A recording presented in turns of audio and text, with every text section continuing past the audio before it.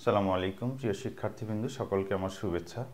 তোমরা সবাই ভালো আছো আশা করি। আমরা গত ক্লাসে দেখেছিলাম যে বুলিয়ান স্বতঃসিদ্ধ কিভাবে কাজ করে বা বুলিয়ান স্বতঃসিদ্ধর আউটপুটগুলো কেমন হয়। আজকে আমরা যেটা দেখব সেটা হচ্ছে যে বুলিয়ান দ্বৈতনীতি এবং বুলিয়ান পূরক। তো বুলিয়ান দ্বৈতনীতি আসলে কি? আমরা জানি যে বুলিয়ান অ্যালজাব্রার একটি চলক বা ভেরিয়েবলের কেবল দুটি মান হয়, একটি 0 আর একটি 1। তো এই 0, 1 মানগুলো নিয়ে যে বুলিয়ান ইকুয়েশনগুলো তৈরি হয় সেই ইকুয়েশনগুলো বুলিয়ান দ্বৈতনীতি মেনে চলে। এখন কথা হচ্ছে যে বুলিয়ান দ্বৈতনীতি কি? বুলিয়ান দ্বৈতনীতি হচ্ছে কোনো একটি ইকুয়েশনের মানগুলোকে আমরা এমনভাবে চেঞ্জ করব যে যার মান 0 সেটাকে আমরা 1 করে দিব এবং যার মান 1 সেটাকে আমরা 0 করে দিব, এবং আমরা যোগ অর্থাৎ অর অপারেশনগুলোকে গুণে কনভার্ট করব এবং গুণ অপারেশনগুলোকে যোগে কনভার্ট করব, অর্থাৎ অ্যানকে অর করব আর অরকে অ্যান করব। যদি করি তাহলে একটি বৈধ ইকুয়েশনের বিপরীতে আরেকটি বৈধ ইকুয়েশন পাওয়া যাবে। এই ঘটনাকে আমরা বলছি বুলিয়ান দ্বৈতনীতি। আমি আরেকবার সামারাইজ করার চেষ্টা করছি। সেটা হচ্ছে যে কোনো বৈধ সমীকরণের জিরোগুলোকে 1, 1গুলোকে 0 করে দিলে এবং যোগগুলোকে গুণ এবং গুণগুলোকে যোগ করে দিলে ওই বৈধ সমীকরণের জন্য আরেকটি বৈধ সমীকরণ তৈরি হবে। এটা হচ্ছে আমাদের বুলিয়ান দ্বৈতনীতি। তো সকল বুলিয়ান ইকুয়েশনই বুলিয়ান দ্বৈতনীতি মেনে চলে। আমরা এটা প্রমাণ করতে পারি কিভাবে? আমরা প্রথমে বুলিয়ান স্বতঃসিদ্ধ থেকে যে কোনো একটা ইকুয়েশন লিখতে পারি, যেমন 0 + 0 = 0। তোমাদের মনে থাকার কথা, আমরা গতদিন এটা বলেছিলাম যে 0 + 0 = 0, অথবা আমরা এরকমও বলেছিলাম যে 0 × 0 = 0। আমরা এই দুটি ইকুয়েশন দেখি। একটি হচ্ছে যে আমাদের অর কন্ডিশনের স্বতঃসিদ্ধ, আরেকটি হচ্ছে আমাদের অ্যান্ড কন্ডিশনের স্বতঃসিদ্ধ। আমরা দুটি স্বতঃসিদ্ধ নিয়ে কথা বলবো যে আসলে এই দুটি কিন্তু বৈধ সমীকরণ। কি করে বুঝলাম বৈধ সমীকরণ? কারণ এই সমীকরণগুলো কিন্তু আমাদের সরাসরি বুলিয়ান স্বতঃসিদ্ধ থেকে এসেছে, যেটা আমাদের বুলিয়ান ইকুয়েশনের মূলনীতি বা বুলিয়ান ইকুয়েশনের যে বুলিয়ান অ্যালজাব্রার যে বেজ, সেই বেজ থেকে আমরা এই দুটি ইকুয়েশন নিয়েছি। সুতরাং এই দুটি ইকুয়েশন অবশ্যই বৈধ ইকুয়েশন। তো বুলিয়ান দ্বৈতনীতি আমাদেরকে যেটা বলছে যে আমরা যে কোনো ইকুয়েশনে, যে কোনো বৈধ ইকুয়েশনে, তাহলে এটি আমাদের একটি বৈধ ইকুয়েশন। এই বৈধ ইকুয়েশনের জিরোগুলোকে আমরা 1 করে দিব এবং 1গুলোকে আমরা 0 করে দিব। তাহলে এই ইকুয়েশনে আমরা দেখছি যে এখানে প্রথমে একটা 0 আছে, তাহলে 0কে আমরা কি করব? 1 করব, এটা আমরা বলেছি। এবং এখানে একটা যোগ আছে, এই যোগটাকে আমরা কি করব? গুণ করব।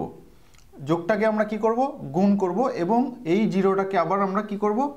1 করব। ইকুয়াল, এখানে যে 0 আছে এই 0টাকে আমরা চেঞ্জ করে 1 করে দিব। তাহলে আমরা যেটা দেখছি 1 and 1 = 1, 1 and 1 = 1। তো আমরা অ্যান কন্ডিশনে যে স্বতঃসিদ্ধগুলো দেখেছিলাম সেখানে আমরা দেখেছিলাম যে 1 × 1 = 1 হয়। তাহলে এই ইকুয়েশনটা যেহেতু বৈধ, এই ইকুয়েশনটাও বৈধ হবে। এটাই হচ্ছে বুলিয়ান দ্বৈতনীতি। অনুরূপভাবে আমরা দ্বিতীয় ইকুয়েশনের জন্য এই কথাটা প্রমাণ করতে পারি। যেমন এখানে কি আছে? 0। তাহলে 0-র পরিবর্তে আমরা লিখব কি? 1। 0-র পরিবর্তে আমরা লিখছি 1, এবং এখানে কি আছে? 0 আছে, তাহলে এই 0-র পরিবর্তেও আমরা কি লিখব? 1 লিখব। তার আগে আমাদের এখানে একটা গুণ আছে, তাই এই গুণটাকে আমরা কি করে দিব? যোগ করে দিব বা অর করে দিব। তাহলে অ্যান্ড থেকে আমরা কি করব? অর করব। আর এখানে আমাদের একটি 0 আছে, তাহলে সেই 0টাকে আবার আমরা কি করে দিব? 1 করে দিব। ইকুয়াল, এখানে আমাদের কি আছে? 0 আছে, এবং সেই 0টাকে আমরা কি করে দিব? 1 করে দিব। তাহলে আমরা জানি যে 1 + 1 = 1, অর্থাৎ 1 আর 1 = 1 হয়। এটা কিন্তু আমরা জানি, তাই না? যেহেতু আমরা জানি সেহেতু আমরা বলছি যে 1 + 1 = 1। এটা একটা বৈধ সমীকরণ। এটা কোথা থেকে পেলাম? আমরা একটা বৈধ সমীকরণ থেকে পেলাম যে 0 and 0 = 0। এটা একটা বৈধ। যেহেতু এইটা বৈধ, তাহলে এই ইকুয়েশনটাও বৈধ। এটাই আমাদের বুলিয়ান অ্যালজাব্রার দ্বৈতনীতি। আমরা এটাকে অন্য একটা চলক দিয়ে ধরতে পারি যে সাপোজ a + ab = a। এটা আমরা পরবর্তীতে জানবো যে কিভাবে a + ab = a হয়। তো আমরা ধরে নিচ্ছি যে এটা একটা ইকুয়েশন। তো এই ইকুয়েশন থেকে আমরা যেটা পাবো যে আমাদের কি বলেছিলাম, আমরা বলেছিলাম জিরোগুলোকে 1 করে দিব, 1গুলোকে 0 করে দিব এবং আমাদের যোগগুলোকে গুণ করে দিব আর গুণগুলোকে আমরা কি করে দিব, যোগ করে দিব। তাহলে এই ইকুয়েশনের বিপরীতে আমরা আরেকটি ইকুয়েশন পাবো। সেটা কি, এখানে আমাদের প্রথমে একটা চলক এ আছে। এখন ঘটনা হচ্ছে এর মান কিন্তু আমরা নির্ধারণ করি নাই, সুতরাং এর মান 0 হতে পারে আবার এর মান 1 হতে পারে, এটা আমরা জানি। যেহেতু আমরা এর কোনো মান নির্ধারণ করতে পারিনি বা করিনি, তাহলে এর ক্ষেত্রে আমরা শুধু এই লিখব, কারণ এ সমান যদি আমরা 0 ধরি তাহলে আমরা পরবর্তীতে এ সমান 1 ধরতে পারবো, এটা কোনো বিষয় না।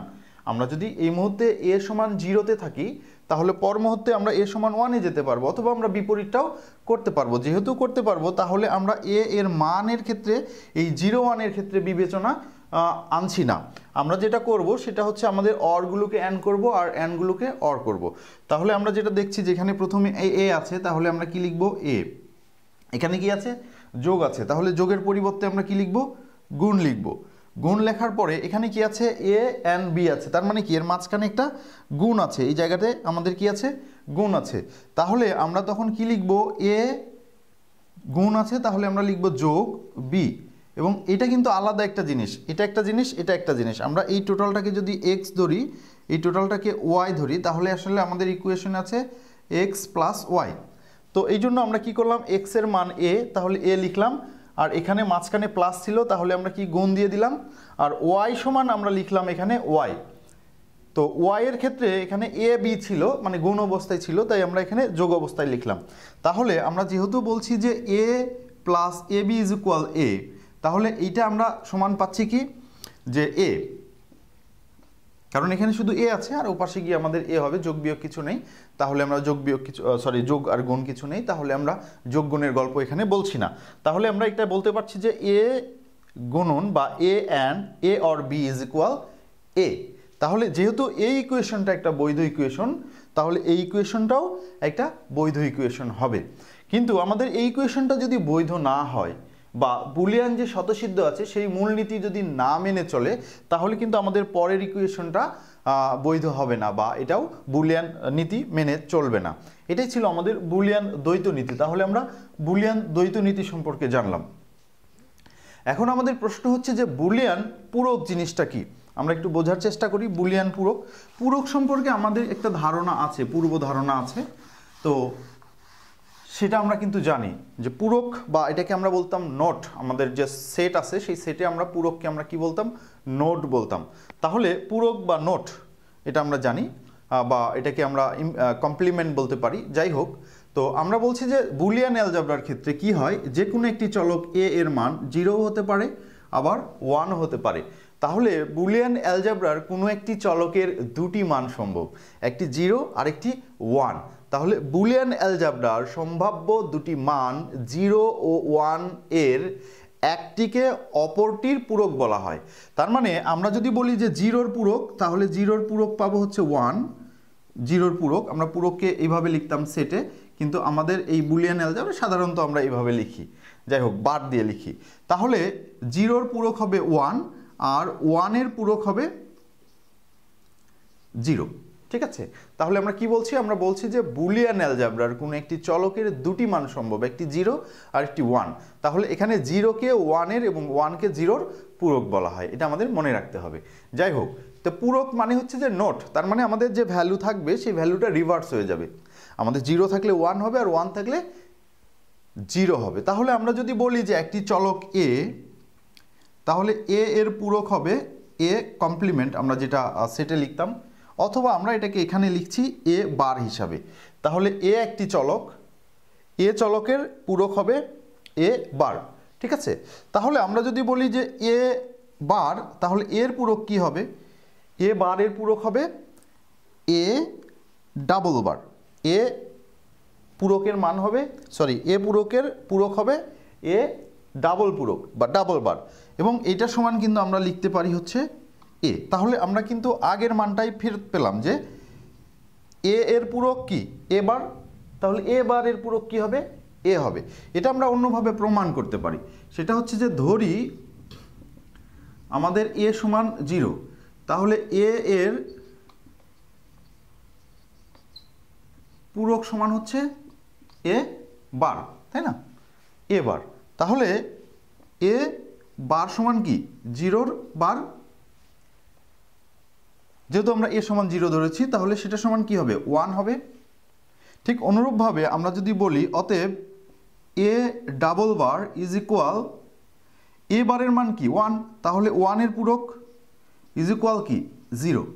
তাহলে আমরা যেহেতু বলছি এ এর মান 0, এ ডাবল পূরকের মানও বা এ ডাবল বারের মানও 0, অতএব আমরা বলতে পারি অতএব A double bar is equal হচ্ছে এ। অর্থাৎ কোনো একটি চলককে 2 বার পূরক করলে আবার সেই আগের মানটা ফিরে আসে। এই ছিল আমাদের আজকের এই ক্লাস। তো আমাদের ক্লাসটি কেমন লাগলো আমাদের কমেন্টস বক্সে লিখে জানাবা, আর কোনো প্রশ্ন থাকলে সেটাও লিখে জানাবা। আমাদের ভিডিওটি বেশি করে শেয়ার দিবা যেন বন্ধুবান্ধব জানতে পারে। ধন্যবাদ।